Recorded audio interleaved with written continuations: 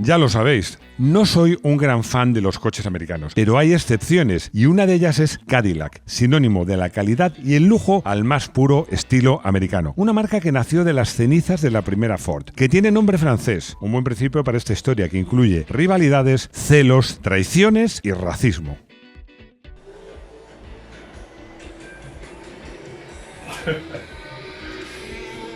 Bienvenidos a Garaje Hermético. ¡Enciérrate con nosotros!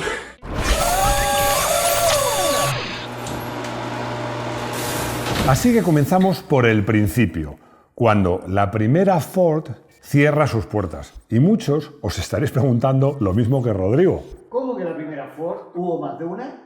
Hubo dos. Os diría que se puede decir que hubo casi tres. Ford fundó en 1901 una compañía que se llamaba Henry Ford Company, HFC. Bueno, que era a su vez la reestructuración de otra compañía que había caído en desgracia, se había arruinado, que era la Detroit Automotive Company. Pero al poco de comenzar, sus socios financieros, que eran dos señores que ponían el dinero, que era William Murphy, no el Murphy del que tanto hablamos aquí, y Lemuel Bowen, pues los que ponían el dinero no estaban muy contentos, porque decían que Henry Ford le dedicaba mucho dinero a lo que llamaron sus juguetes, que era el Ford 999 y la competición. Los inversores trajeron a un ingeniero que era Henry M. Leland. ¿Para qué? Bueno, pues para que valorase las instalaciones, las fábricas, las herramientas de cara a ponerlas un precio y venderlas. Pero cuando Leland, que es prácticamente, os diría que el protagonista de esta historia, vio todo aquello, vio esas fábricas y vio esas herramientas, dijo a los inversores: hombre, pero es que es una pena. ¿Por qué no fabricamos coches? ¿Por qué no seguimos fabricando coches, pero con un buen motor? Convincente. Leland, sin duda, era un buen ingeniero, pero visto lo visto, sin duda era un buen vendedor, porque reunió a los inversores, a Murphy y a Bowen, y trató de convencerles de que se podía fabricar, que era viable hacer una fábrica rentable, como os digo, con un nuevo motor. Pero es que además él tenía uno.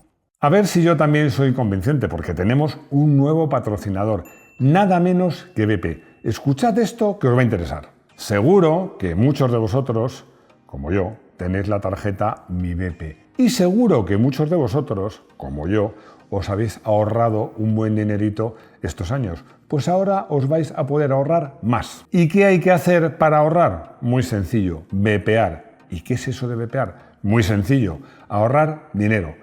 Estamos hablando de ahorrar casi 20 céntimos por litro y además obtener más ventajas. Porque ahora la tarjeta Mi BP es más sencilla, más rápida y más fácil de utilizar. Os lo digo yo, que para venir hoy aquí he tenido que parar a bepear. Y es que puedes bepear en cualquier momento que paras en una estación de servicio. Cualquier momento es bueno para bepear. Solo tienes que abrir la aplicación de Mi BP y consigues grandes ventajas. Por ejemplo, como os digo, ahorrar hasta 20 céntimos por litro, pero es que además vas a ahorrar repostando un combustible de calidad, como el BP Ultimate con tecnología Active. Lo que es bueno para tu bolsillo también va a ser bueno para tu coche. ¿Aún no tienes tu aplicación? Pues es muy sencillo, es gratis. Vas a tu tienda de aplicaciones y te bajas la aplicación. Y luego entras en mibp.es y tienes toda la información. Como os decía, es un mensaje que yo creo que os va a interesar, pero vamos a seguir hablando de Cadillac, porque también, como os decía, Cadillac necesitaba un motor y Leland tenía un motor, el motor Leland & Falconer, que era un motor que tenía un solo cilindro, pero es que tenía la triple de potencia que la competencia, era mucho más fiable y además, y esto era muy importante, mucho más barato de fabricar, realmente un motor excepcional. Bueno, como os digo, Leland debió ser muy convincente porque consiguió que los inversores apostasen por él y por su proyecto. La idea era ser pioneros y fundar una fábrica en Detroit, que eso ya le había dicho más gente, pero la primera fábrica en Detroit que fuera rentable. Y en 1902 deciden hacerlo. Solo le faltaba un pequeño detalle, el nombre. Antoine Delamotte. Y rebuscaron en la historia de Detroit hasta dar con este señor, Antoine Delamotte, fundador del fuerte y de la ciudad Fort Pontchartrain du Detroit, como queráis, es que no sé si decirlo en inglés o en francés, este señor era francés, que fue el origen de la ciudad de Detroit. Muy interesante, muy bonito, pero ¿Qué tiene que ver eso con Cadillac? Estaba deseando que me lo preguntases. Pues muy sencillo, que el Monsieur Lamotte era el señor de Cadillac y para rendir un homenaje al fundador de la ciudad de Detroit decidieron utilizar el nombre de señor de Cadillac y el escudo. Pero el nombre y el escudo, con ser importantes cuando fundas una marca, no es lo más importante. Para mí y para mucha gente que sabe más que yo, ¿qué es lo más importante, la característica más importante que tuvieron los Cadillac desde su fundación? Exactitud, una ley. Palabras de Leland, que apostaba por la calidad y por la precisión. Y es que vamos a darle un poquito de contexto. Estamos a comienzo del siglo XX. Bueno, pues los motores, la calidad de los motores era la que era y las averías eran bastante frecuentes. ¿Por qué? Porque la calidad de los mecanizados, de los cilindros, de los pistones y su precisión, pues dejaba mucho que desear. Además, fijaos cómo era esto, que los motores se montaban y se ajustaban uno por uno, artesanalmente. Por cierto, esto mismo sucedía exactamente igual con las armas ligeras. Pero la precisión y la calidad de los coches fabricados por Cadillac permitían algo que en esos momentos era sorprendente. Si se te rompía el motor, no había que cambiar el motor entero o coger y ajustarlo, no. Cogías una pieza de recambio y como el mecanizado era perfecto, ajustaba absolutamente perfecto. No había que hacer una gran inversión ni había que hacer mucho trabajo. Claro, diréis, ¿esto es lo normal? Sí, claro, es lo normal ahora, pero en esos años, desde luego, esto era una excepción. Lo cierto es que Cadillac redefinió el concepto de calidad en los coches. Lo redefinió por completo. Siempre digo que en los principios de una marca, los comienzos, pues dejan impronta en la personalidad de esa marca en el futuro. Pues marcan su ADN. Yo creo que el ADN de Cadillac desde el principio fue la máxima calidad. Y esto se nota, yo creo que se nota hasta llegar al día de hoy. Yo creo que la apuesta de Cadillac fue por la calidad, fue todo un acierto y probablemente lo sigue siendo. En 1903 se presentan en el Salón del Automóvil de Nueva York los primeros Cadillac, que eran el Runabout y el Tonneau, que tuvieron un enorme éxito, vendiéndose prácticamente 2.500 unidades en un solo año, que ahora os parecerán pocas, pero que en esa época, y en coches de este precio, eran muchas unidades vendidas. Y en 1912, en esta lucha por la calidad y por el lujo, pues Cadillac introdujo una novedad que fue muy apreciada por sus usuarios, que era el motor de arranque. En esas épocas había que arrancar el motor a manivela. Eso, aparte de costoso y de requerir un esfuerzo, era peligroso porque a veces el motor daba una pistonada o daba una pistonada en contra y te partía el brazo. Esto era relativamente frecuente. Bueno, pues eso le pasaba a todos los demás, pero en Cadillac te subías, ponías la llave, dabas un botoncito y motor arrancado. Celos y traición. En estos años, la industria del automóvil de los Estados Unidos de América, o de Norteamérica, se va polarizando en dos grupos. Por un lado, la Ford definitiva, que había nacido en 1903, y por otra, la General Motors, que nació 5 años después, en 1908. La verdad es que para las marcas pequeñas en general, estar fuera uno de estos dos grupos suponía un riesgo importante. Ford estaba escocida porque, como quien dice, de sus cenizas, de las primeras cenizas de la primera Ford, hubiera surgido una marca como Cadillac. Pero por otro lado, General Motors quería una marca para situarlo en su alto de gama, lo que hoy en día se llama premium. Y su fundador, que era William Crapo Durant, que era un tío con todo el cariño, un señor con muy buena vista, pues veía con muy buenos ojos los Cadillac y la calidad de estos coches. Estaba impresionado. Y compra la compañía. Y eso sí, hace la promesa a Leland que podía gestionarla a su antojo. Le prometió esto, pero no lo cumplió. Y en 1917, Leland se fue. ¿Y dónde se fue? Se fue a la competencia. Os decía, al comenzar este vídeo, que en este vídeo íbamos a hablar de celos, de rivalidades y de traiciones. Bueno, rivalidad entre esos dos grandes grupos, Ford y General Motors, celos de Henry Ford, por Cadillac, y traiciones, porque Leland se sintió traicionado porque no le dejaban hacer lo que quería y se fue directo a Ford a crear una marca que iba a ser, fue y sigue siendo probablemente la principal competencia de Cadillac, que es Lincoln, que desde 1918 hasta hoy, como os digo, es probablemente el mayor rival de Cadillac. Nace el V8.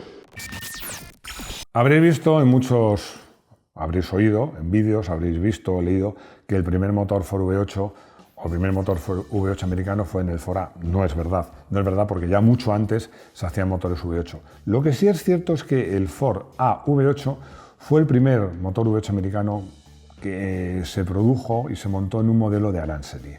El primer V8 de Cadillac nace en el año 1915, con una V a 90 grados, como debe ser, un motor de 5 litros, bien grande, y 70 caballos a solo 2.400 revoluciones. Bueno, es un motor además que evolucionó muy rápido porque le pusieron un cigüeñal que ellos llamaban de doble plano, que el calado de los cilindros era distinto, que conseguía que el motor fuera especialmente suave y silencioso. Y llega lo que yo llamaría la primera época dorada de Cadillac, con el nacimiento de muchos coches, incluso de submarcas dependientes de Cadillac, porque contratan a Hurley Earl, que crea una marca, como os digo, una submarca de Cadillac, que era LaSalle, también con nombre LaSalle, un nombre francés. Luego esta marca desapareció y se convirtió pues, en un modelo más de la gama. Este nombre también se debe, ya sabéis que Cadillac, lo francés en Estados Unidos tiene como mucho, es muy elegante y mola. Entonces, pues se inspiraron también en otro explorador, René Robert, que era también el señor de LaSalle. Bueno, como os digo, la marca desaparece en 1940 como marca, pero luego reaparece como en determinados tipos de modelos de Cadillac. Depresión y racismo. Vais a alucinar con lo que voy a contar. Siempre digo que la realidad supera la ficción. Y es que llega la Gran Depresión, la crisis del 29, que claro, afectó a Cadillac muchísimo. Fijaros, os voy a dar un dato. Las ventas caen un 84%. Es decir, la marca está a punto de desaparecer y ante situaciones extremas deciden tomar decisiones extremas. Cadillac quería crear un mercado de prestigio, quería llegar a un cliente muy exclusivo, de mucho nivel. Entonces, ¿qué deciden? Insisto, vais a alucinar. Deciden no vender Cadillac a las personas de color.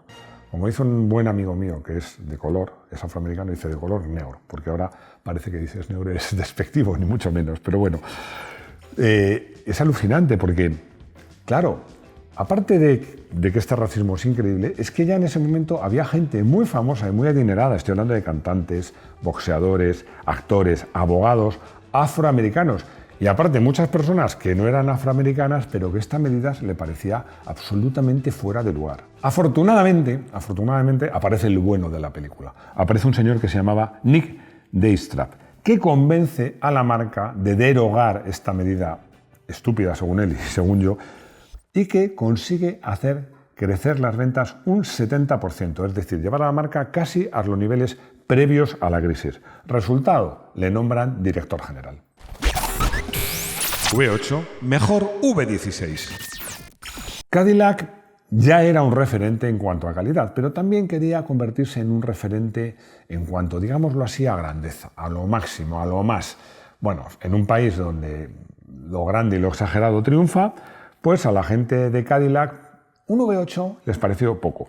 Entonces pasaron de los motores V8 a los V12 y luego en 1930 decidieron hacer nada menos que un motor V16, el Cadillac V16, con motor de 7,5 litros de cilindrada y 165 caballos, que, insisto, para esta época eran una barbaridad de caballos. La marca no para de crecer y de mejorar en todos sus apartados. Las carrocerías son de muy buena calidad, los interiores, pero yo creo que destaca el uso en toda la gama de cajas de cambio automáticas, en concreto las iDramatic, que eran eficaces, suaves y además muy fiables. Las ventas no paraban de subir y todo era optimismo, pero ya sabéis que en 1941, cuando se utilizan los cambios automáticos, la guerra ya ha empezado, pero es que Estados Unidos, con el paso del tiempo, se va a meter cada vez más y más en la guerra, y esto trae consecuencias. La segunda era dorada. La guerra, para Cadillac, para todas las marcas de coches que se dedicaron a producir para el ejército, fue un paréntesis. Pero ¿qué pasó? Ya lo sabéis, acabada la Segunda Guerra Mundial, con victoria, entre otros, de Estados Unidos, pues que vuelve el optimismo, vuelve mucha gente joven con ganas de vivir. Y además la gente, hay dinero, la economía se restablece, la gente tiene dinero en los bolsillos para comprar coches y Cadillac empieza a ofrecer coches cada vez más grandes, más impresionantes y más lujosos. A partir de los años 50, lo que triunfa de verdad en Estados Unidos son los cromados. Muchos cromados por todas partes, en el frente, atrás, por los laterales, en las puertas, bueno, en todas, por supuesto en las llantas. Y nacen además las versiones que a mí me encantan, que son las Coupé de Ville, que se llaman falso cabriolet. ¿Qué quiere decir esto? Bueno, son coches coupé, generalmente de 2 puertas, bueno, de 2 puertas si son la mayor parte de ellos, que no tienen pilar B. El pilar B es el que separa la puerta que se abre del cristal fijo trasero, bueno, fijo o abatible, pero de cristal trasero. No lo tienen, entonces estos coches parecen coches descapotables con la capota puesta, estuvieron muy, muy de moda.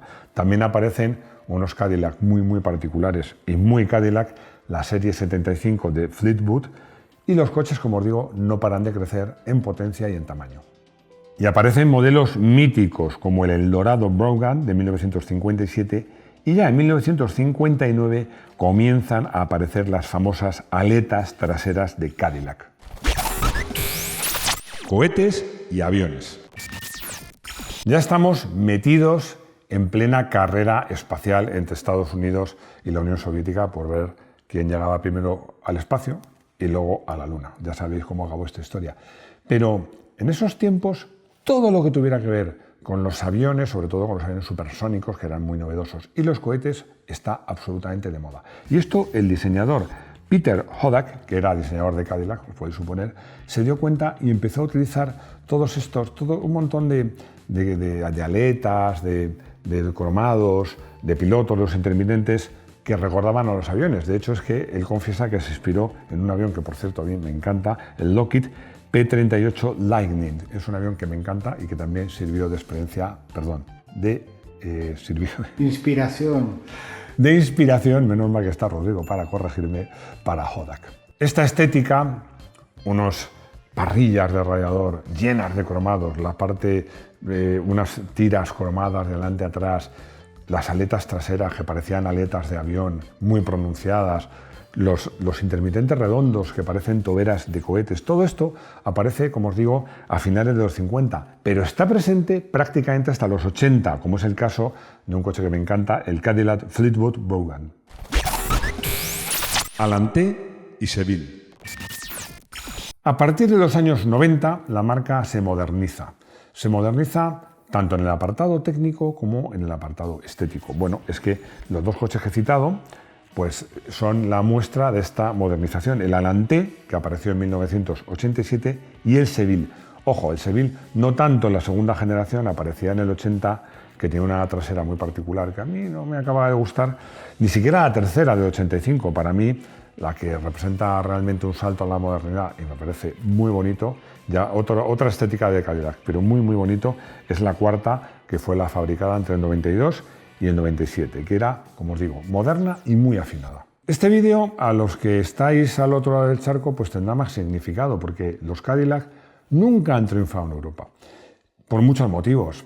Yo creo que son coches que en Europa no se entienden. En Europa coches tan grandes, tan pesados, que además gastaban tanto. La gasolina en Europa siempre ha sido mucho más cara que en los Estados Unidos de Norteamérica. Son coches que nunca han triunfado en Europa, la verdad. Y bueno, pues son coches al gusto americano. Eso no quiere decir que a los aficionados, entre ellos a mí, nos gusten mucho. Quizá precisamente porque aquí, en Europa, son coches muy poco vistos. No hemos hablado de los Cadillac de ahora, del año 2023. Bueno, es que a lo mejor hay que volver sobre Cadillac para hacer un vídeo de esos que hacemos al estilo de cuando los Cadillac eran auténticos Cadillac. Ahí lo dejo. Espero vuestros comentarios para ver si lo hacemos o no. Pero en todo caso queda claro, y yo lo confieso, que entre las marcas americanas, si tengo que elegir una, si tengo que elegir la que más me gusta, elijo Cadillac. No podía ser otro porque, a ver, este coche, lo voy a decir, Cadillac Eldorado Biarritz, el de 1959. Bueno, yo este coche me enamoré en cuanto lo vi. Lo vi en fotografía primero, luego lo vi en miniatura y me enamoré más. Pero el día que en la base de Torrejón, que como sabéis mi padre trabajaba en la base de Torrejón, y tuve oportunidad de ver uno al natural, Bueno, es que me parecía, bueno, nos vamos ya. Yo creo, según me decía mi padre, me tiré 1 hora dando vueltas al coche y mirando todos los detalles, el interior por fuera. Era un coche, en estos años, absolutamente impresionante. Aún hoy día lo sigue siendo. Paco me dice que los coches clásicos, le han dicho a él, que los coches americanos, pues como clásicos tienen 2 ventajas, que es que hay repuestos para todo y son muy fiables. Vamos a ver, la respuesta que te voy a dar es verdad, pero hay matices. El gran enemigo de los coches americanos antiguos es el óxido, porque eran coches que no estaban tan bien preparados, ni tenían tantos tratamientos como los coches europeos. Bueno, en los europeos en esos años tampoco se fuera muy allá. Y el óxido los atacaba. Bueno, aparte de otro problema si estás en Europa, que es la lejanía. Pero sí que es cierto que en Estados Unidos encuentras recambios prácticamente de todo y que son coches que la parte mecánica es de una fiabilidad impresionante. Bueno, y no he hablado del consumo, que estos coches gastan gasolina como si no hubiera un mañana. Vamos con Armando, que espero que no se apellide Guerra, Armando Guerra, que me pregunta si el presidente Kennedy fue asesinado en un Cadillac. Pues no, no fue asesinado en un Cadillac, fue asesinado en la marca rival de Cadillac, que era Lincoln, que es una marca que habitualmente han utilizado los presidentes norteamericanos. En concreto era un modelo específico que habían hecho para él que llamaron SS-100X y que estaba basado en un modelo de 1961. Bueno, ya hemos llegado al final de este vídeo, que tenía muchas ganas de hacer, la verdad. Espero que os haya gustado, espero vuestros comentarios, espero que os suscribáis, espero que os hagáis miembros, todo eso. Y sobre todo lo que espero es vernos de nuevo en nuestro garaje hermético. Hasta pronto.